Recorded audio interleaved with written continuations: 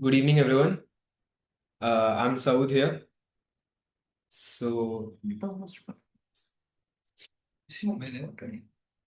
host for today is Chinmay Kale. He's uh, very efficient in taxation, indirect, direct taxes, and international taxes. So he'll be taking you throughout the session. Uh,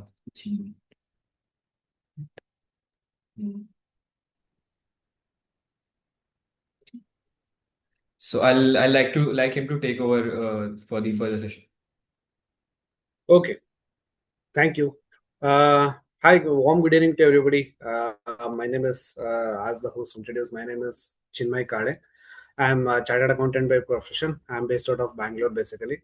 So today, as a part of this particular webinar, Clear Tax and IMT care togetherly coordinating and hosting this webinar together today. Like we will be mainly talking about the financial wellness program, which is mainly in relation to the income tax return filing and the tax return submissions. What and all the advantages and the advantages that we can take care of.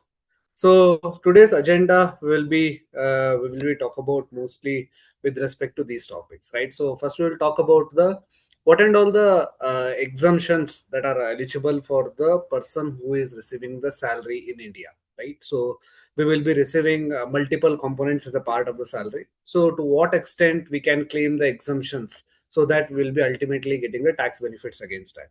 Secondly, like how can one use the the housing loan as a tax saving instruments? Whether the principal is going to provide the benefit to us or only the interest component, we will try to understand on that.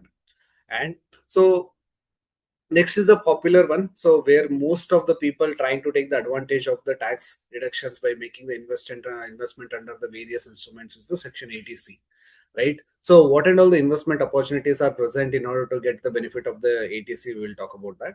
Then we will try to understand how pension products is going to help in building our long-term wealth, as well as it is going to provide us the tax benefits as well, right? So apart from these two, what and all the additional things are there, right, which we don't know, right? So majorly that is going to help in claiming the better deductions.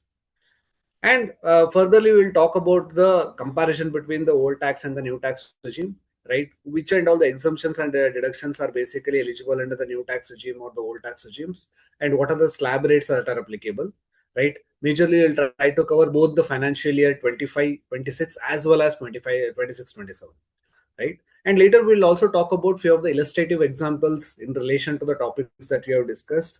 How like rebate is going to benefit for a certain set of individual, right? We will do the comparison between the old tax and the new tax regime. We are like to what extent one can go with the old tax regime and when it is going to benefit under the new tax regime.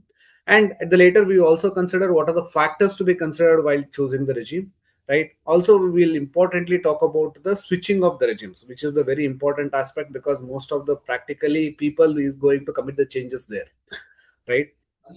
Before we get into the Q&A, we'll also talk about the notices part. So which end of the situation can trigger the notices? How can we avoid the notices?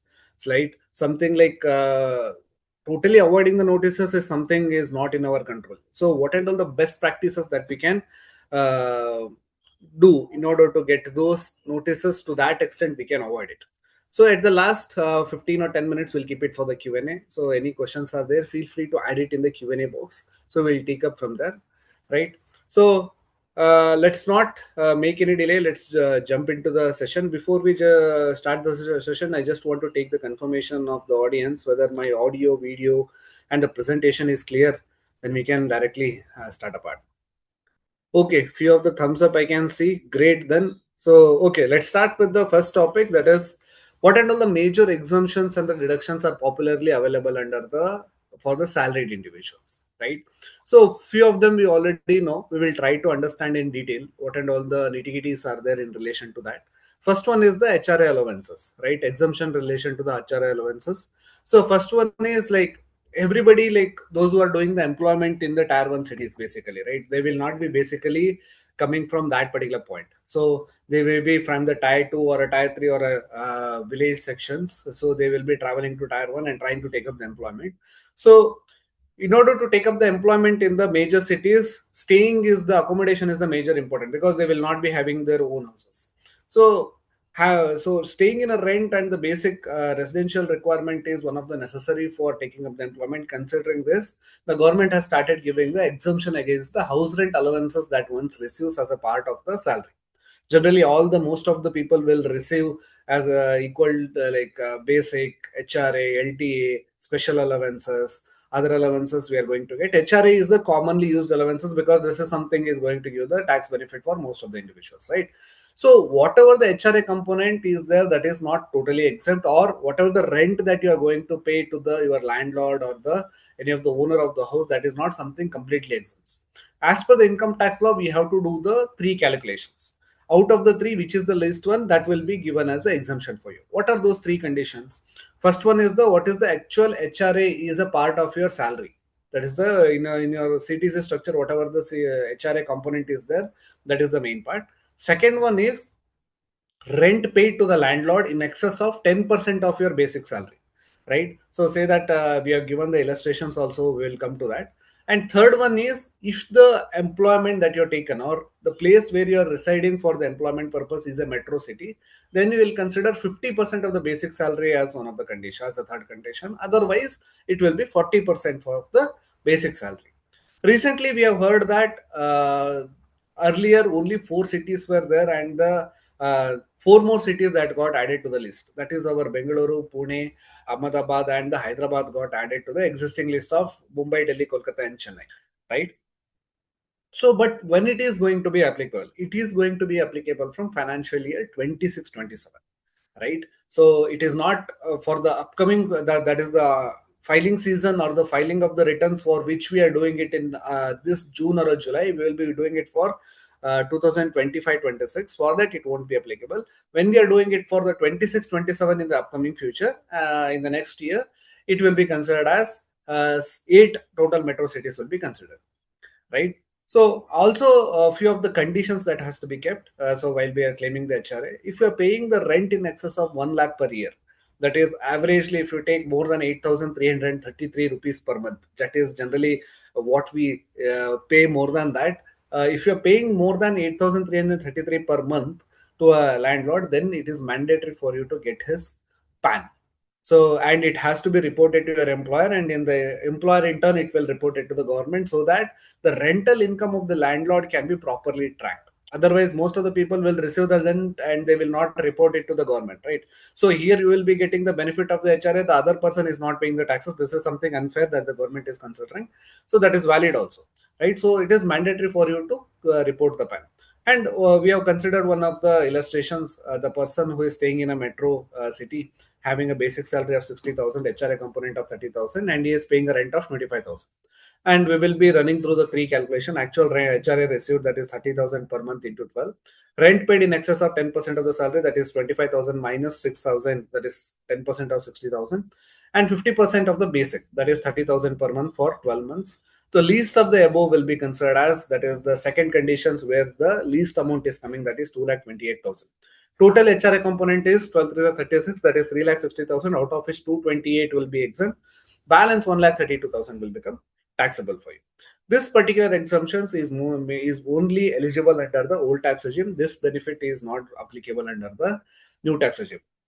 Going onwards, most of the exemptions and deductions are not eligible under the new tax regime unless otherwise I specify this is specifically eligible under the new tax regime. I will try to cover both the parts. If I miss out on that, you assume that it is eligible only under the old tax regime. Okay. Going further, talking about the other exemptions that are popularly available. So first one is the LTA, right? That is the leave travel allowance. This is generally like when you are traveling within the country, right? That is the domestic travel that we call. So the people like say like one corner of the country to another of the corner of the country, the particular employee is traveling doing there for either for the vacation or for like they are basically from Amazon, Manipur or Mizoram, and they are taking up the employment Delhi, Mumbai, or Bangalore. They have to travel a lot, right? So considering this, the leave travel allowance is one of the deductions that the government is considered. So only the domestic travel will be given. Only like 2 years out of the 4 years block. The generally 4 years block will be running. So the current block is started from this particular January, that is January 2026 to 31st of December 2029 will be the 4 years mark. Out of these 2 years, only out of the 4 years, only 2 years you can claim it as a deduction, right? Who and all are covered here? Not only the employee, his spouse, children, parents, and the dependent siblings, everybody can be covered. So it has to be make sure that how like we can prove that this particular person is a spouse, children, or dependent parents. Generally, ask them to accommodate along with you. So whenever you are submitting the airfare or any boarding pass or everything, so that if their name is presented along with your name, then it is easy for you to prove that they are our dependent people like spouse, children, or parents. So they can consider that. So currently, only two types of the traveling class will be allowed. If it is a airfare, so it is the economy class of the airways, and if it is a railway, second class of the railway AC coach will be given as to the equivalent to that cost of the fare will be allowed as a leave travel allowance. Whatever the accommodation, whatever the local travel that you do and the food related expenditure, that will not be covered under the LTA. Purely the traveling cost, that is also by road, sorry, by rail or air will be considered. And in case of the old tax regime, you will be able to get the standard reduction of 50,000 flat against your salary. And in case of the new tax regime, where it is 75,000. And this LTA is eligible only under the old tax regime. Standard deduction is differential amounts are there that are eligible both under the old as well as the new taxation. Other common allowances against which we can claim the exemptions are: one is the children education allowances. Earlier it was 100 rupees per month maximum for two children. Now it has been extended from 3,000 per month for two children. Similarly, even in case of the hostel also, earlier it was 300 per month for maximum of two children. That has been increased by 38, similar to the education. So it will be 9,000 per month for maximum two children. And even the meal vouchers, that was something exclusively available only under the old tax regime, that has been made available under the both the new tax regime as well as the old tax regime. Meal vouchers up to 200 rupees per meal, up to 2 meals per day, right? So this is up to 2 meals per day is something litigation, so still okay, we can consider that. So you can claim it for the entire year. So children education allowances, children hostel allowances, these are exclusively available under the old tax regime, whereas under the meal vouchers for the financial year 25-26, which just got completed, that is available only under the old tax regime. For the future 26-27, it will be eligible under the both the regimes. This is something, the important thing that you have to keep in mind. So these are the very high level exemptions for the against which we can claim the allowances, against which we can claim the exemptions for the salary. So these are the exhaustive list, right? So the next topic that we are going to cover is the tax benefits that one can claim against the housing loan, right? So having the house is is the dream for everybody, right? So we will be like earning so much of money during our tenure, and having a shed over the head will be like is going to give us the most of the fees. This is the conventional thought of the Indian mentality specifically, right? So to encourage this particular objective, the government has started providing the tax benefits against which the housing loan. So everybody cannot make the entire investment and take the money. So generally, you will go with the 20 to 8, 2 is to 8, or the 20% will be the down payment, 80% will be the loan that you're going to take. So on this, whenever you pay the principal or the interest, both of them is going to give you the tax benefits. How both of them can give? So as per the section 24B, this is one specific section that covers about the interest on the housing loan. So there are two types of the property. One is the self-occupied property where you are living or your parents are living, which is not given for the rental. It is for your personal usage. Second one is the rental property. So both in the cases, you will be able to get the benefit of the interest on the housing loan. If you are staying, if yourself is staying or you are using it for your own purpose, up to 2 lakh per annum can be claimed as a interest on housing loan. If the interest amount is more than 2 lakh, it will get restricted to 2 lakh, right? So say that the property which you have bought, it can be two types of the property. That is the house property. I mean to say the house. It can be either ready to move in, or it can be under or constructible property. You can do either of the things, right? So if you are planning to buy an apartment, it is ready to move in. You make the payment, next day you can take the keys and you can occupy it. But in the other case where you have owned the piece of land, but you will take the loan for the construction of the house, which will take the good amount of time. So ready to move in property is a straightforward case. You will take the loan and you will make the payment to the person who is selling. It may be a builder or a other person. You will make the payment, and from the day one itself, whatever the interest that you are paying, it can be straightforwardly claimable. But in case of the construction, during the construction period, the total construction period will be divided into two things. One is the pre-construction period and another is the post-construction. The date on which you get the occupancy certificate, right? Till then, it will be considered as a pre-construction period. Till then, if you are paying the interest on a housing loan, that will be not be eligible right at that particular moment for claiming the benefits. So whatever the amount that you pay, whether it is 1 year, 2 year, or 3 year, it can take like up to 3 years, right? So 3 years up to which you are paying the interest equal. So 1/5 of that particular amount, total 3 years interest amount that can be claimed over a period of 5 years equally, 1/5 each year. That the fourth year onwards, or whatever the interest that you pay plus 1/5, it can be claimed it as a interest on the housing loan. Togetherly, it will be capped at 2 lakh. There is no separate deduction for the 1/5, so it will be clubbed together with the 2 lakh itself. If the construction is going beyond 5 years, so construction has to be completed beyond within 5 years. If it goes beyond 5 years, from the fifth year onwards, this 2 lakh will get restricted to 30,000. So you'll not be able to get the benefit of 2 lakh. This is something you have to keep in mind. So if a particular house has been co-owned by two different people, that is the husband and wife, or like father or children, like this, if they are going to co-own, each of these co-owner or the borrower we consider as co-borrowers, each of them can claim the benefit of 2 lakh each. This is something the advantage of having a joint loan. If it is a let out property, right? So against the income that you receive, this interest on housing loan can be avoided as a deduction. So two things: self occupied property, straight away only you will pay, outflow will be their interest. This loss up to 2 lakh can be offset against the other source of income, and it is eligible only under the old tax regime. Whereas under the new tax regime, so both the old tax and the new tax regime, you will be able to get the benefit for the let out property. So to the extent of the income that you receive under the new tax regime, but entire benefit you can claim it under the old tax regime, but 2 lakh will be able to set off against other source of income. Balance will get carried forward to the next year. This is something calculation wise you have to take care of that. Principal component, that is something is eligible as a part of your 1,50,000 limit under the ATC. Under the ATC, we will discuss about the various instruments that are available, that is LIC, premium payment, ELSS, your FD, Sukanya Samriddhi scheme. Along with that, principal repayment of the housing loan is also one of the element that can be considered. So here, there is no condition with respect to the construction or ready to move in. Whatever the principal that you pay, it can be directly claimed. The only condition is that the property against which you are claiming this particular deduction for the principal will not be should not be sold within 5 years from the date of the purchase. Right? This is something we have to keep in mind. So additional benefit was given during the tenure of the last time central government. So there was a specific section called 80 EEA. So if a particular person is trying to purchase a budgeted house means like if the value of the house is not more than 45 lakhs and the loan amount is not more than 30 lakhs.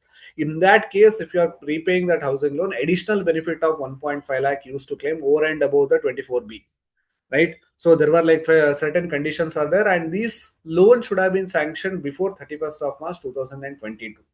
If we have like got the loan and the other conditions have been met during this particular period, and the loan is still running, you can continue to claim the benefit under section 80 section EEA. But there is no fresh benefit is available under this particular section for the new loans sanctioned, that is sanctioned after 31st of March. Only the loan sanction has to be like before that particular date, then only you will be able to continue to get the benefit from then onwards. This is the overall tax benefits of the housing loan.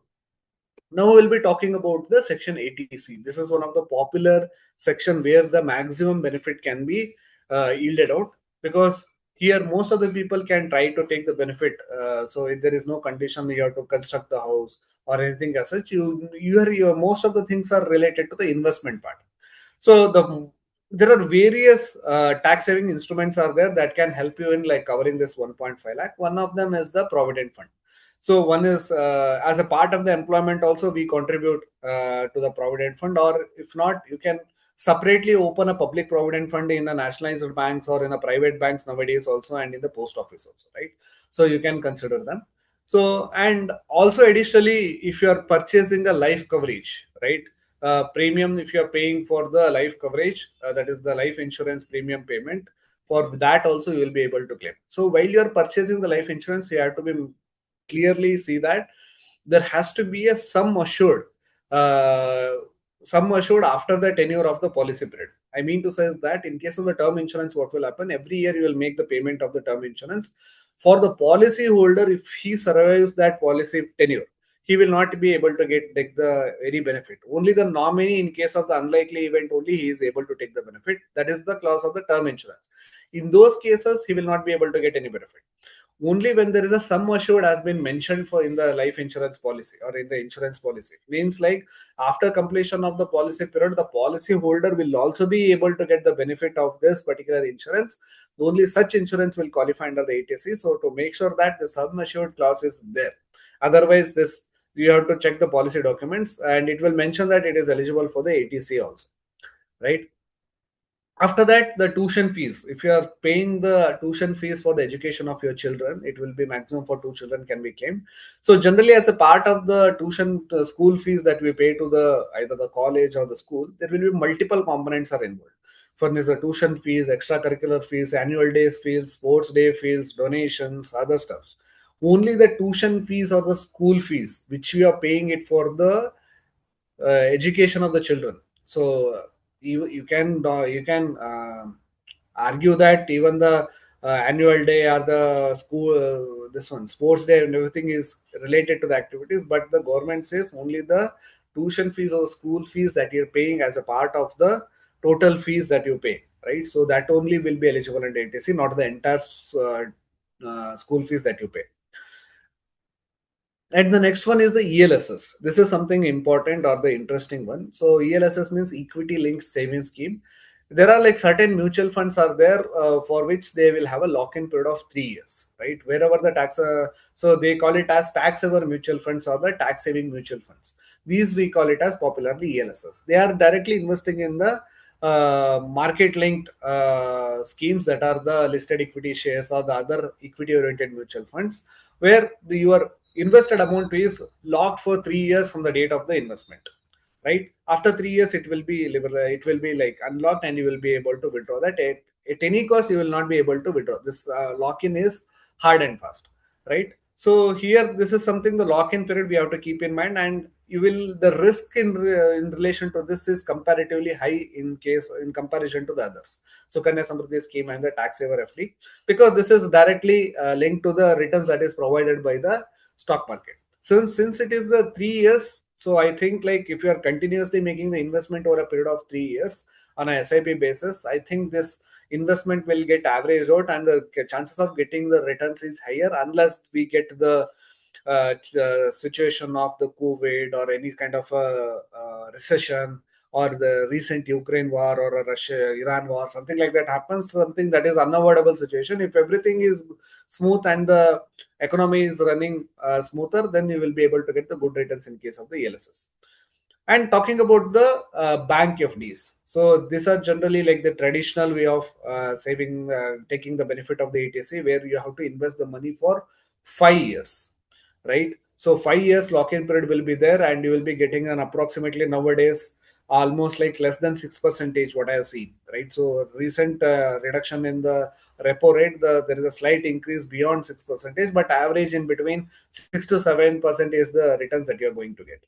So, but the interest that you earn on this particular FD is going to be taxable as per your slab rate. This is something important we have to keep in mind, right? But whereas in case of the ELSS, you will be paying the capital gains, not the interest amount, where the tax amount is 12.5 percentage on the profit amount in excess of 1.25 lakhs. So say that you have invested rupees 5 lakh and you have gained 7 lakh rupees as a after 3 years, right? 7 lakh rupees, then in that case, 2 lakh rupees from that 1.25 lakh you will be exempted. Only on 75,000 you required to pay 12.5 percentage. But whereas in case of the FD, the returns are also in comparison to the ELSS is lesser, and on top of the tax is to be paid as per your applicable slab rates. So it will be approximately, if you're in 30% slab, straight away 30% will go. From 6% 30% will, if it goes, means you are left out with only 4.2 percentage of post tax benefits, right? That is something we have to consider. So another interesting instrument is that Sukanya Samruddhi scheme. That is like, one is the, I consider like, it is the very risk balanced one. So since it is backed up by the central government, where you can open in the name of your girl child, right? So once she takes a birth, so up to the age of 10 years, you can make an investment, and it will have a lock-in period of 18 years. It is mentioned as 21 years, a lock-in period of 18 years, and you can withdraw the money once she attains the age of 18, and guaranteed return of 8.2 to 8.4 percentage you will be getting, right? So that amount will be added annually to that particular amount, and you will be able to get the compounded benefit also on that. Say that 1 lakh is the amount that is invested in the year one, that will become 1 lakh 8,200, and again you will put 1 lakh for that, it will become 2 lakh 8,200, and on the entire 2 lakh 8,000, because 8.2 percentage will get added to the your principal component, and it will get reinvested. Like this, you will be able to get the compounding benefit. So approximately over a period of 20 or 18 years, if you are depositing 1.5 lakh, you will be able to get a good crunch of around 80 to 90 lakh rupees of returns, right? So these are the very popular investments, tax saving instruments that can be considered under the ATC. Beyond ATC, so we will talk about the pension products, right? So we can, national pension products is something controlled by the authority of the government, right? So there has been specific authority has been set up by the government, where they will be appointing the fund managers in order to manage the funds. This is also something backed up by the central government. Whenever it is called as something backed up by the central government, means government, we feel it as secured rather than the private investors, right? So we can directly make the request, or directly make the request to the board itself, the RBI itself, to back our thing, because this has been something validated and approved by the central government of India after consulting with the Central Bank of India, that is the RBI. So RBI will be able to help you in all these situations. So there can be two types of the national pension scheme investors. One is the salaried people who are investing as a part of their salary. Second one is the direct investors. Those who are making a direct investment in the pension, there can be two ways. One is the buying the pension insurance plan. Second one is the directly investing in the NPS. If they are going to directly investing in the pension plans, that we call it as annuity plan, that will be covered under 80 CCD1, and it will be eligible only under the old tax regime, and it will be covered within the limit of the ATC itself. Unfortunately, it is not the add-on instrument. That will be like, if the ATC is not full, if you are investing in that, it will be covered within that particular limit. If you are directly investing in the NPS, that is up to 50,000, you can claim it as an additional deduction. If you're investing as a part of the salary, right? So there can be two contributions. One is the employee contribution and the employer contribution.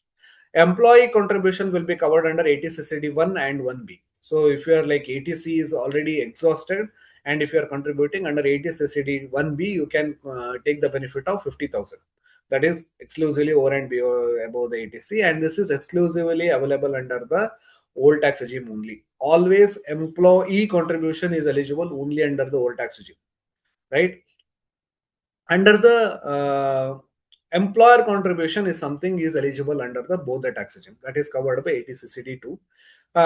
Under the old tax regime, up to 10% of the basic salary will be eligible, whereas under the new tax regime, it is up to 14% of the basic salary will be eligible. There is no full amount of the, there is no like absolute value of the amount is not capped it. Based upon your basic salary, your deduction is linked with. So if you are having a higher basic salary, you will be able to get the benefit of higher value, because it is totally linked to percentage of your basic salary, right? So it will be directly linked to the basic salary. So so when you consider this particular, there have been recent changes even in the NPS rules also, that I can consider, that I can discuss in some other day, right? So here, when you start investing as early in your employment, say in the 20s or 30s, right? So you will have a good amount of 30 years to build your retirement fund or the long-term corpus fund, right? So if you start investing, say like 1 lakh per year, right? So employee contributes 1 lakh and the employer contributes to 1 lakh, and this particular investment will be directly invested in the various securities that you can choose. There are like in the tier one, you can choose what are the portion has to go to the equity exposure has to be there, government security exposure, how much it has to be, debt exposure, how much it has to be. Like you can consider this exposure. In the early days, if you keep the equity exposure high, the chances of building the long term the fund, the returns that you are going to get is higher. On an average over a period of like last 50 to 60 years, we have seen that almost every year the nps has given on an average basis, right, almost 12 to 13 percentage of the return, which is way beyond your fd or any other investment per se, if you consider it has, because it has provided the option of diverting your entire corpus into the segment wise. 50%, 75%, up to 80% can be invested in the equity, as low as 20% also, right? 20 to 80% can be like fluctuated, and balance amount you can invest in the fixed income bearing bonds, debentures that are giving the high percentage, the say up to 8.8 to 9 percentage in the government securities also can sometimes provide. So you can investment directly in that also, you can play with the numbers. As you near the retirement raise, you can reduce the equity exposure to the minimum so that your corpus will be protected. The last minute something have happened and the all the corpus that you have built will get impacted, right? In order to avoid that, you can play with these numbers also. Hence we consider nps, most of the people is considered as like it is one of the pension earning tool. You should not consider in that way. You have to consider this as a long term wealth builder, because it is having a lock in period. This will help in like systematically building for the long term planning. So you need to like plan it very careful manner in this, right? So moving forward, what is beyond the etc and the nps is the first and foremost is the important is the section 80d, that is the medical insurance premiums. So if you are like taking the health or a medical insurance, and the premium that you pay in respect of your self, spouse and the children, up to rupees 25,000 you can claim the benefit. And if you are in respect of the parents, if they are above 60 years of age, they are the senior citizens, up to 50,000 in total. Like being an employee, you can claim for self, spouse and children plus your parents up to 75,000 you can claim, out of which 5,000 can also go to the preventive health checkup. If the premium amount is not sufficient, and balance 5,000 you can claim it as a, for that you are not required to provide any proof, right? So so if the policy is taken in the name of your siblings or in-laws, that is not something has been covered in this. So that has to be something you have to keep in mind, right? So nowadays the insurance has been removed both from the term life and the medical insurance. So there is no concept of claiming the gst now. Earlier it used to like 10,000 plus gst they used to levy, right? This gst component is not eligible for the ATD. Only the 10,000 base amount used to be eligible. Now there is no question of the gst altogether, right? So moving onwards, like what is beyond ATC, that is the is medical expenditure in relation to the differently abled, that is specially abled dependents, kind of parents, spouse, children, or siblings. You can claim if the based upon the severity of the disability. The disability should be in relation to your vision, hearing capability, or the soundness of your mind, that we call it as autism, right? And the locomotor disability means like below the below parts are not working for the movements of the day-to-day activities. Hearing impairment, all those things will be there. If this the severity of this particular disability is more than 40% and it is up to 80%, you can claim up to 75,000 without any question of the medical expenditure. If it is beyond the 80% and you can claim up to flat 1,25,000, right? If these disability is in respect of self, you can claim the expenditure under the section 80U, not under 80DD. DDB is respect to the medical treatment of the specified diseases, cancer, kind of Parkinson, dementia, cancer, AIDS. You can consider that based upon the type of the seniority of the person who is suffering with this particular disease. If he is a senior citizen, he can claim up to rupees 1 lakh subject to the actual expenditure.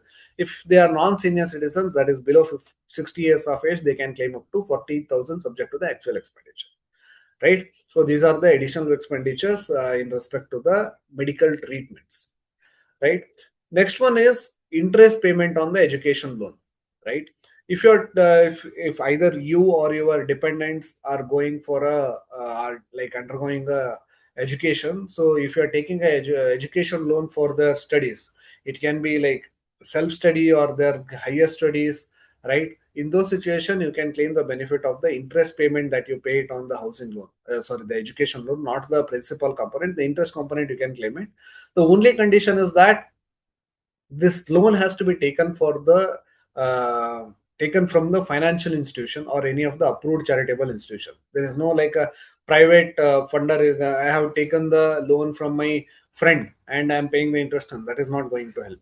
So it has to be like taken from the any of the recognized provident, sorry, the approved charitable institution of the financial institution, and the loan tenure should not exceed 8 years.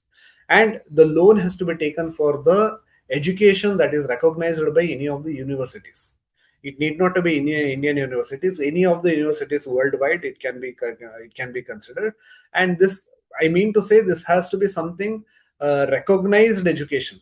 It should not happen that you take a loan and you do a crash course in relation to the stock market, or you have done some a Python course or a SAP course, something if you are doing in that way, that will not be considered as an education. This will be like your skill development activity, right? So it is not something to do with your every like education part.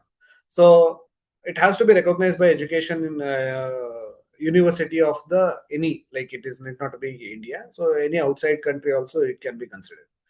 Next one is the donation to the central funds and the religious and charitable trust.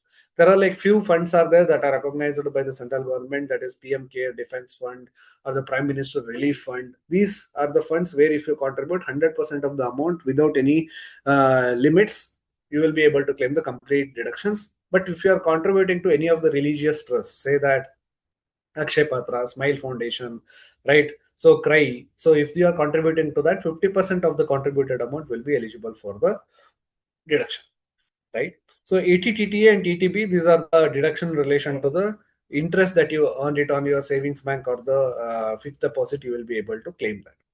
So in summary, like there are like various instruments are there for which like you can take the good opportunity. So under the new tax regime, I will cover at the whenever we talk about the comparison to the old tax and the new tax regime, what is exclusively our under the new tax regime. So these are the various benefits that you can one can claim, right? So when you compare now the old tax and the new tax regime, what is exclusively available under the new tax regime is that one is the employer contribution to pension fund. That is not the employer contribution to pension fund up to 14% of the basic salary that will be eligible under the new tax regime. And rest of the deductions that are like interest on the housing loan, ATC, ATD, educate donations, interest on housing loan, employee contribution to NPS, these are things exclusively available under the old tax regime. I will talk about the rebate in the upcoming slides. So what are these limits? I will talk about that. And also HRA, LTA and the professional tax will be eligible only under the old tax regime, and the standard deductions, right? So up to 50,000 that is eligible under the old tax regime, whereas 75,000 is allowed under the new tax regime. Going further, talking about the applicable slab rates. So now we are moving to the second phase of the webinar. Like we will be talking about the applicable tax slab rates and the illustrative examples. So there are like currently tax regimes are there, as we know, old tax and the new tax regime having a two differential slab rates. Old tax regime, it is the legacy law that has been remain unchanged like almost 5 years, I can say, right? So up to 2.5 lakh, 5 lakh, 10 lakh, and more than 10 lakh, there will be a tax rate of 5%, 20%, and 30%. Whereas under the new tax regime, so from the last financial onwards, this slab has been changed. So it will be continuing for the even for the upcoming or rather ongoing financial year of 26-27 as well. So every 4 lakh increase in the income, there will be an increase of 5% of the taxes up to rupees 24 lakh. Any beyond 24 lakh, all the income will be taxable at the 30%. Under both the tax regimes, on top of this, cess at the rate of 4% has to be paid. If the income crosses 50 lakhs, 1 crore, 2 crores, or a 5 crores, additional surcharge has to be paid at the differential rates. Right? This is something we have to consider. Under the old tax regime, for the seniors and the super senior citizens, there will be a differential initial slab is there. For the senior citizen, instead of 2.5 lakh, it will be 3 lakh. For super senior citizens, it will be directly 5 lakh. Up to 5 lakh, there is no tax. Right? So, but under the new tax regime, age-wise there is no difference. All the age category people will has to compute and pay the taxes according to this, right? Now we'll be talking about the illustrative examples. First, we are talking about the applicability of the rebate. I have shown you in the previous slides, under the new tax regime, there is a rebate of 60,000. What do you mean by that? So if your income is up to rupees 12 lakh, your taxable income is up to rupees 12 lakh, then there is no requirement to pay the taxes on that. The government has considered the person who are earning the income rupees 12 lakh as a like middle income earners, and they will be not be levied with the taxes, right? For that reason, so we have to like how this 75,000 or the 60,000 rebate has been given. So say that if your income from salary is 12.75 lakh, you will be able to get the straight deduction of standard deduction of 75,000, thereby making your income of rupees 12 lakh. And on this 12 lakh, if you apply the slab rates up to 4 lakh, 8 lakh, and 12 lakh, your total tax is coming to 60,000 by applying your slab rates as per the new tax regime. Thereby, your entire 60,000 will be given as a rebate. You may ask the question, so what if this 12 lakh rupees is a combination of salary and capital gains? Capital gains are taxable at the special rates. Will the rebate will continue to be applicable? In those situations, this particular rebate is applicable only on the slab rate of income. If any particular income is taxable at the special rates or the flat rates, right? Say that your long-term capital gain is taxable at 12.5%, short-term capital gain is taxable at 20%, your cryptocurrency transactions are taxable at 30%, right? If you're doing any winnings from your online gamings, right, so that will become taxable at 30%. Lottery is 30%. In those cases, few of the list of the sections incomes are there that are taxable at the flat rates or the special rates. On that amount, the rebate is not applicable. Only on the slab rate of income this rebate is applicable. Say a combination of 8 lakh of salary and 3 lakh of short term capital gain, which is taxable at 20%. On this, so first we have to check the limit of 12 lakh. Yes, 8 plus 3 is 11 lakh, is within the limit of 12 lakh. Now this on this out of this 11 lakh, the bifurcation is 8 lakh and 3 lakh. 8 lakh is up to on this entire tax you have to calculate, and the rebate you can give. On this balance 3 lakh, 20%, that is 60,000 plus cess you have to make the payment. There is no rebate is applicable in this. I hope I made the point here. And one more important thing I have to specifically communicate those who are falling at this particular border of rupees 12 lakh. Say that if your salary is 12.75 or 12.7 lakh, and by computing this you are well eligible, right? So but you are having the other source of income, right? So say that you will be earning the savings bank interest, dividend from your shares, interest from your FDs, or the capital gains. So because of which, if your income is getting increased beyond this 12 lakh, right, automatically this rebate will not be applicable for you, right? So on the entire income, you have to calculate as per your slab rates, and you have to pay the taxes. So whenever your salary is in this particular border, make sure that your rest of the incomes also you have to estimate based upon your investment that you have made. And you consider if it is going beyond 12 lakh, either you have to declare your additional income to the employer itself so that he can compute the TDS properly without giving the effect of the rebate, or you have to pay the taxes in the form of advance tax directly to the government. There is a facility is also there so that you can avoid the interest on that amount. This is something you have to consider separately in mind, those who are in this border of rupees 12 lakh. Next illustration that we are talking about is the comparison between the old tax regime and the new tax regime, right? So here we have taken the example of a person who is earning an income of rupees 24 lakh, and where he will be getting a 50,000 standard deduction of the old tax, whereas under the new tax is 75,000. And he has invested in the various tax saving instrument, housing loan, your ATC of 1.5 lakh, insurance on the medical health insurance that you have taken premium paid, and the self contribution to the NPS and the employer contribution to NPS. Here the employer contribution to NPS that is covered under ATC CD2, that is eligible under the both the tax regime.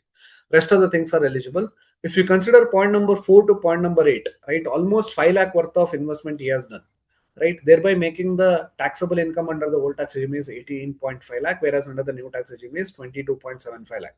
Here we have to keep the number of 5 lakh rupees as the investment that we have made. So with this particular total taxable income of 18.5 lakh and 22.75 lakh under the two different regime, what do you think, under which regimes more benefit can be claimed? Is it old tax regime or new tax regime? Let's figure it out. We have applied the slab rates under the old tax regime and the new tax regime at the applicable tax rates. And the left hand side, you can see we have calculated the old tax regime slab rates, which the total tax is coming around to 3.82 lakhs after the cess at the rate of 4%. On the right hand side, so we have applied the slab rates on the 22.75 lakh of income, where after applying the cess at the rate of 4%, tax payable is 2.79 lakhs. So here you can see we have applied the old tax regime slab rates on 18.5 lakh, whereas under the new tax regime is 22.75 lakh. So still there is a difference of rupees 1 lakh under the as the tax amount under the new tax regime, and it is going to be favorable.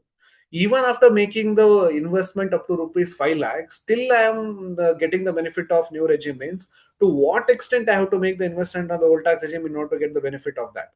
For that also we have cracked down the answers. We have like prepared the slab rate chart on the left hand side. So sorry, the total income chart on the left hand side, on the break even amount on the right hand side, right? So at the various incomes level, we have figured it out the break even limit at which your tax and the tax under the both the regimes will be equal.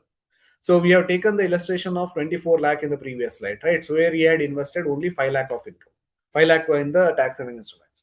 If he had invested the same money or the say like under the various instruments to the extent of 8.75 lakhs, then he would have paid the taxes under the old tax regime and under the old tax regime and the new tax regime equally. If he starts investing beyond 8.75 lakhs, then old tax regime will become beneficial for him. So in the same way, at the 15 lakh, 20 lakh, 25 lakh, we have break down the various scenarios. So beyond 25 lakh, 8 lakh will be the fixed amount. So irrespective of the income value, because both the income levels will be taxable at the rate of 30% itself. So under the both the regime, so 8 lakh will become freeze. So whether it is 40 lakh, 80 lakh, 1.5 crores, anything, the 8 lakh has to be the minimum deduction that he has to get. What can be the major contributor? Because if at the 24 lakh, you can see almost one third of your salary has to go to the tax saving instruments.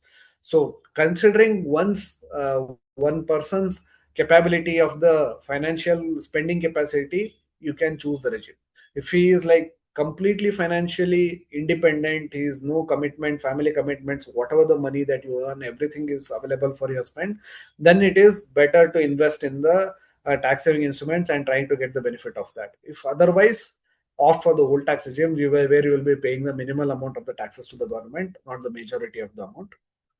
So there will be the taxes will also, you will also paying to the nation development also. The tax rates that you're paying is also lesser under the new tax regime. This is something the government has come up with the concept after liberalizing the tax slabs under the new tax regime, right?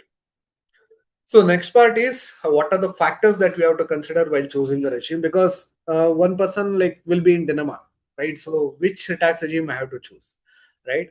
So based first one is the income level and the money spending capacity, right? So we have bifurcated the things. If the income is up to rupees, salary income is up to rupees 12.75 lakhs, as I given in the first illustration, with the closed eyes, we can go with the uh, new tax regime, because up to 12.75 lakh, you will be able to get the complete rebate benefit. You will not require to pay any taxes. If your income is up to 18 lakh, you're required to have on an average deduction up to rupees 6 to 7 lakh of deduction. If you are like financially independent, as I said, almost like one third of the money is going to this particular investments. If you're capable to do that, then go ahead with the old tax regime and tax saving instruments. Otherwise, you have to plan your investment on your own, right? So if you choose the new tax regime, then whatever the money that you save after spending for your family requirement and all the other debts and everything, so you have to make the long term building capability on your own, the saving capability. If it is above 18 lakh, or say if it is like 18 lakh is very less to say, if it is like beyond 30 lakh or 40 lakh, since out of which 8 lakh will be become the small proportionate when you comparison to the other segments. So in those cases, you can start making the investments, because you will have the enough money in your pocket also, and for some of the amounts you can park it in the up to 8 lakh remains. It will not be a big deal for the high income earners to keep the money over there. In those cases, you will can plan for the old tax regime, right? So in the simplicity and the compliance is under the new tax regime, it is very straightforward. You will get the money and you will pay the taxes. There is no compliances or anything is required. But whereas under the new tax regime, you have to plan your investments, what and all the, you have to diversify the tax saving instruments, you have to regularly track it out, and all the compliances and the, so this tracking hurdle and everything will be there. So considering that, if you are like want to have a peace of mind, I don't want to take any sort of the investment risk and everything, you can go with the old new tax regime. Long-term saving capability, automatically old tax regime pushes you towards the building of the long-term wealth creation, whereas under the new tax you have to start taking the help of the other people or start something on your own. That is something you have to consider. Switching of the tax regimes, if you are a purely a salaried individuals are not having any side income in the form of professional or consultancy income, you will be filing either ITR 1 or 2. In those cases, every year you can choose the old tax or the new tax regime as per the benefit. Right? There is no restrictions with that. Current year new, next year new, next year old again. If you want to come back to new again, you have to shift it to new. There is no restrictions. As per the requirement, you can choose. And whereas if you're having a business income, right, so you have to choose the old tax. So there will be like one time life opportunity will be there to choose for the old tax regime. Say that in the year one you have chosen the new tax regime, which is a default regime as per the current act. So you will be like in the normal path, where you will be like planning to switch back to the old tax regime. Means like you're required to file a form 10IEA. That is one specific form is there. You have to mention that, and you can switch out of the new tax regime to the old tax regime, and you can continue there as long as possible you want, right? And once you want to come back to the new tax regime, then you have to file a form 10A by opting to withdraw, saying that I don't want to opt in for the old tax regime. I will be withdrawing that option and coming back to the new tax regime. Once you come back, you cannot go back to the old tax regime. You have to stay here forever in the new tax regime with the business and professional income. If you don't have any business and professional income in the future, then again you are free to choose whether old or a new. You can freely choose. And whether it is ITR 1, 2, or a 3, 4, if you want to choose the old tax regime in any of these situations, you have to file the return within the due date. So if you bypass the due date, mandatorily you have to file the tax return under the new tax regime. Even if you have made all the investment and everything, you missed out the due date, all the efforts will go in vain. You have to go with the new tax regime itself. And more importantly, one more point, there's the third point I'm covering. That is the once the regime has been chosen in the financial year by filing your income tax return, not with the declaration with your employer, by filing your original tax return or a belated tax return, that regime will be freezed for that entire financial year. Say that on the June 15th, you file first original return with the new tax regime. After you got to know that, oh no, old tax regime, I had like so much of investment, I would have chosen the old tax regime, the opportunity is gone. You cannot, even if you want to file the old tax regime before the due date of 31st of July also, that is not possible. Once the regime has been chosen by filing your income tax return, so that will be freeze. Again, if you want to do the revision under the same regime, you can do. There is no restrictions, right? But you cannot change the regime once you file the income tax return by choosing a specific risk. This is the rule, right? Next one is the notices. What are the simple habits to stay notice free, right? So then we have bifurcated the what are the quick tips to avoid the mistakes. So pre-filing, during the filing, and the post-filing. Pre-filing means, so generally we have seen this is based on the experience that you are given. So if you have changed the employment during the year, right? So you will be like you switched from one employer to the second employer, both the employer will provide you the form 16. You will be saying that, okay, first employer, my income was rupees 8 lakhs. That is within the limit of 12 lakh. The tax has not been deducted. The second employer, I have got a 20% increment. That is 10 lakh rupees of income. Here also there is no taxes because it is within the 12 limit. Because each and every employer will calculate whatever he is paying, and accordingly he will issue the form 16, right? So what will happen at the end of the year when you club together, it will become 18 lakh.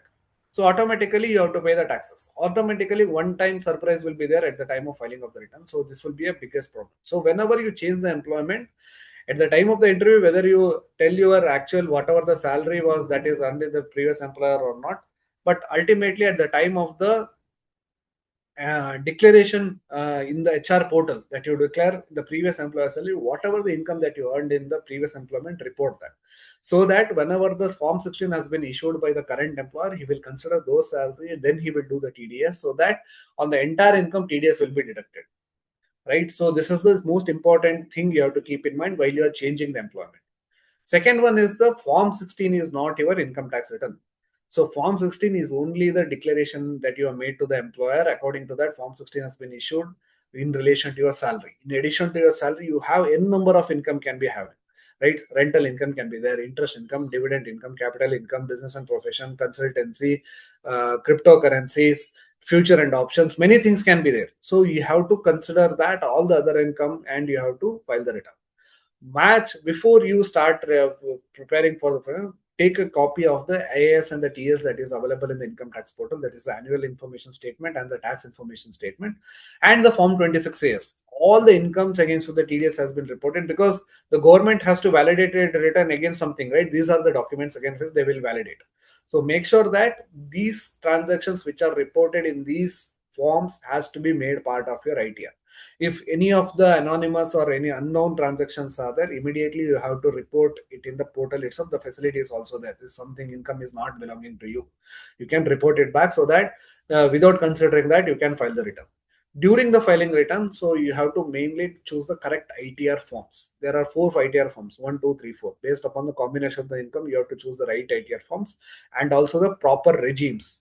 So you have to check the conditions. So if you are already opted out of the old tax regime from in the ITR 3 and 4, again you can opt for the old tax regime. Again, at that moment you have to plan your tax payments, schedules, and everything. And also you have to report all your deductions, claims, and you have to make sure that all the supporting documents and all that has been properly maintained. All your bank account details. In case of foreign assets, you have to disclose the schedule FA. In the foreign source of income, if you are having, you have to disclose in foreign FSI, that is a foreign source income, and schedule AL will also be there. If your income is more than a CR, then you have to report all your assets and the liabilities in respect to those assets you have to declare. Special attention has to be given to the cryptocurrencies, large capital gains. That chances of getting missed out can be there, because they are not the day-to-day transactions. That is a once in a year transactions that you do, right? So whenever during the filing, always self-learning is important, that you want to learn. I even encourage all the people, even though I am a chartered accountant, I ask people to do your homework and come. So at least you will be knowing what you're doing, what the expert is doing, whether he is if he is giving to some random guy, whether he's doing the right thing or not, at least you can validate it. So but if you're going to the proper expert, he will validate that. And if you find any of the difficulties, do not take the chances in the type of these type of compliances. Take the consult a good expert who is known in the market, and try to have a conversation before he giving the assignment to him. Try to ask the doubts, and if he is able to clarify a doubt, then only you give the assignment to him. And also pay the taxes on time to avoid the interest. Post filing, you have to file the return. You have to the filing the return is not the end of the thing, right? So you have to do the e-verification also. Return filing means submission of the form and e-verification. Then only your return has been successfully submitted. This e-verification will be, the window will be there for 30 days. You do not require to take that much of a time. Immediately you can upload the return and you verify it and close it. If you fail to do the e-verification, it will be considered as you have never filed the return. Right? This is something you have to keep in mind. And all the documents and the supporting records with respect to all the returns that you have filed has to be maintained separately, whether it is digitally or physically. That is up to your choice. You can maintain it. And promptly respond to the notices. Keep the records readily accessible. Right? With this particular note, I have concluded the topics that I wanted to cover. So to summarize, we have discussed about the various exemptions against the salary allowances that we get, that we have discussed. Housing loan as a tax saving instrument, how can we make best use of that, that we are considered.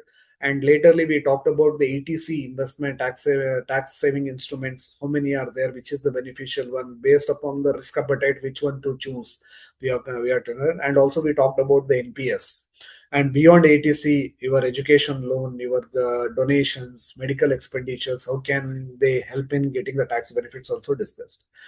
Further that, we have talked about the regimes, comparison of the slab rates, what is allowed, what is not allowed at the various deductions and the exemption level. We spoke about the eligibility of the rebates and the comparison between the old tax and the new tax regime break-even points. Laterly, at the last, we spoke about the key quick tips to avoid the tax notices also, right? These are the exhaustive things that we have to keep in mind while we are filing the return also. With this particular note, I will open up the form for the Q&A. If you have any questions or anything, feel free to ask. Like, we will try start taking up the questions, right? So Q&A. So, Chinmay, we have a few questions posted in the chat, and also a few Sure. questions are there in the Q&A section. Okay. Do you have access to both of the parts, Yes, or I am looking can at I the just go and Q&A read? presently. You can Sure, help me with the reading. I can answer them. That is not a sure, problem. sure, sure. So we'll just take the first question. We have like how can we claim children education allowance and hostel allowance in the new regime? Oh, children education allowance and the hostel allowance are specifically available under the old tax regime only. Under the new tax regime, as I said, only three things are available. One is the standard deduction. Second one is the standard deduction of 75,000. Second one is your employer contribution to NPS under 80CCD2. And the last one is there is one specific section is the 80CCH. That is like if you are Agniveer or a defense person, if you are contributing to the Agniveer corpus, then you will be able to take the benefit. Only these three benefits are there.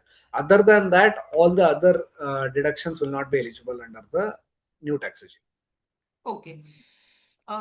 Then we have the next question is that how to claim LTA, leave travel allowance, I guess. This is, So in and those what cases, proofs also? What proofs to be submitted for, for claim for LTA benefit? So first one you have to first airfare tickets you have to submit, right? And secondly, you have to along with that you have to submit the boarding passes also because you have to prove that just not you're not booked it and you're like traveled also. So to in order to like one is the airfare ticket which talks about your traveling breakup, and the next one is the boarding pass. These two things will suffice. Okay. Then we have the next question is that principal repayment is allowed to add under the new tax regime. Since it is covered under the ATC specifically is allowed only under the old tax regime. So, hence the principal component is also covered under the ATC. It will not be eligible under the new tax regime. Okay.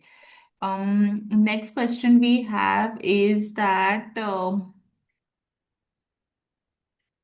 bonus for yeah. So we have NPS returns are not good the last 2 years. So should we continue with it?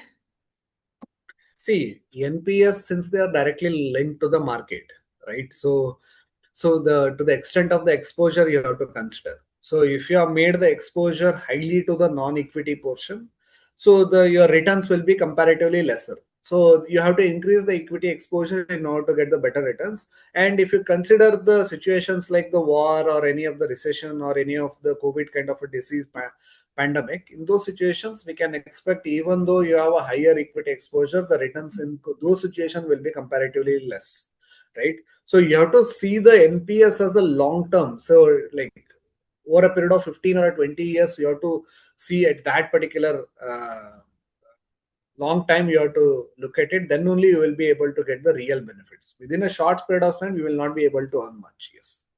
Okay. So is it allowed at the time of ITR filing to change the regime based on the investment? Yes, that is the one, that is the point I raised it at the time of switching the regimes. So the declaration that you do at the time of your for the TDS purpose with your employer is not the final regime. So the regime that you can choose at the time of filing your ITR, that will be the final regime. So initially you would have chosen old tax regime thinking that I will make the X amount of investment because of XYZ reasons. It is not possible or it wouldn't become practical for you to make the investments. And the Form 16 has been issued under the old tax regime only for you without any of the tax benefits or anything as such. Right? Laterly, you can at the time of filing of the return, always you can compare between the old tax and the new tax. Whichever is beneficial, you can file the return accordingly. Once you file it, that regime will be freezed forever for that particular financial year. Okay. What is the lock-in period and can NPS be withdrawn in one go? See, like in case of the NPS, lock-in period is, I will be talking about the old rules because most of the people are not known about the new rules. As per the old rules, up to you attain the age of 60 years, there is a emergency with respect to, in case of the medical emergency or anything as such, you will not be able to withdraw it, right? So you will be up to 25% can be withdrawal in case of the emergency. If there is no emergency situation at the after attaining the age of 60 years, you will be able to withdraw 60 percentage as a lump sum amount and 40 percentage as a pension amount. You can plan it. So during this intermittent period, unless there is an emergency, you cannot withdraw it any point of time during before you attain the age of 60. Okay. We have a question where someone is asking that in case if they are a full-time employee and also having additional income as a part-time freelancer, and if the total income exceeds 12 lakhs, what ITR form should be used and how should the tax be calculated in such a case? So we have to see like what is this additional earnings, whether it is a consultancy or a freelance earning means automatically it will come under ITR 3 or a 4 because they will be eligible under the professional income or a business income as such, right? So in those cases, either ITR 3 or 4 is applicable. And how should the tax be calculated in this case means on your salary anyway, TDS will be deducted. On your freelance of income, generally 10% TDS will be there. If they are done, well and good, the balance tax you have to pay. If they are not done any of the TDS, the entire amount, whatever that is to be paid, you have to pay out of your pocket. Okay, we have next question is that is the home loan Shannon? tax benefit? Yeah. Yeah, Chitran, just to continue that question, I think some part has been missed. The question also asked best way to receive freelance payment, especially from international clients, like documentation they're asking, FIRA or any another compliance documents that they should be requiring. See, in case if you are doing the professional income, so there is no hard and fast rule saying that you have to have the FCRA, that is the foreign currency regulations related compliances that is not required for an individual. If you are an institution and if you are taking the money from the foreign currency, then this registration and everything is required. Otherwise, you can use either you can get the money directly to your bank accounts, or many of the facilitators are there, say PayPal or some other platforms are there through which you can receive the money, right? So there is no additional requirements as such if you are receiving the money from the foreign country. But so you have to consider the GST compliances in here. So if your professional income is in excess of rupees 20 lakh, then you have to get the GST registration separately and you have to pay the taxes on that, right? So that is something has to be considered if you are like earning in a large amount, large scale. Otherwise, you have to simply declare the money that you receive as a part of ITR. That should do the job. Okay. Is home loan tax benefit available in the new regime? No, it's not. For the letter property, yes. For the self-acquired property, there is no benefit. Okay. Then there is one question. Please confirm the rebate on 87A under the new tax regime.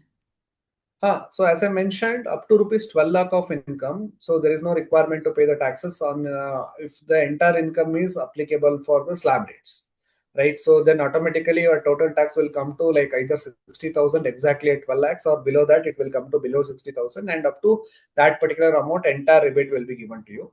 If this particular 12 lakh of income is a combination of a special rate and the normal rate, on the special rate you have to pay the taxes. On the normal rates, you will be able to get the benefit of the rebate. This is at the very high level I spoke, and in detail I already given the illustrations. Yes. Okay. 60,000 rebate is available for 12 lakhs. Is that Yes. correct? Correct. Okay. Next, we have a question from Varsha, but I think it's a little incomplete. If Varsha wants, then she can just put in the question again.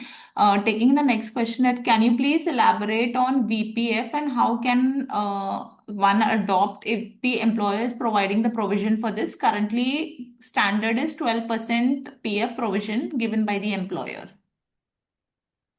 See, there are like two things further, right? So, as a part of the employer, voluntary provident contribution means like generally it is expected you to contribute 12% of your basic salary. If you voluntarily want to contribute the higher amount beyond this 12%, you can give a voluntary declaration saying that up to this particular percentage, say 20 percentage, the employee is okay to contribute, where the employer will continue to contribute at 12% only. But the employee can consider of contributing higher than that. This is something voluntary contribution. So yeah, so Okay. huh, Next, we that's it. Yeah, sorry, Chinmay. Next, we have a question that how the tax exemption on telephone allowance and does it accept the postpaid, prepaid mobile bills?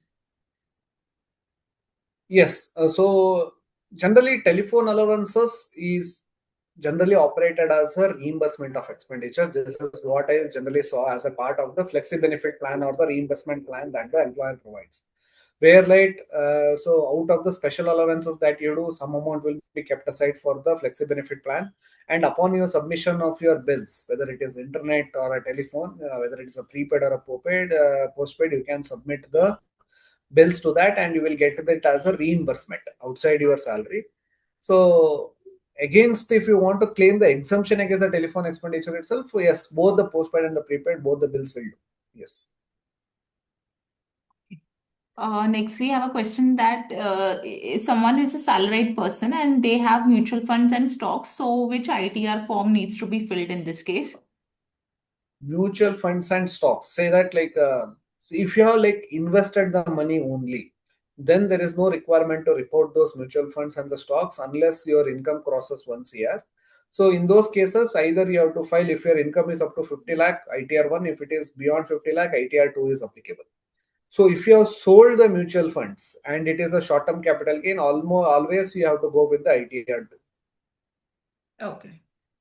One last question we have is that what is the deduction available under Section 14 under the new regime?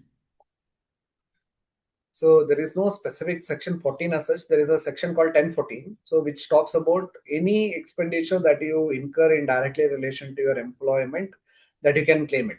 So under that also under the new tax regime, they have like specifically carved it out. So in that any expenditure that you directly incur, so you have to have a valid proof for that. Say that if you're dedicatedly using any of the specific expenditures, so that say that you have a car, you only use it for employment purpose, not for any other reason. It is difficult for one to prove, right?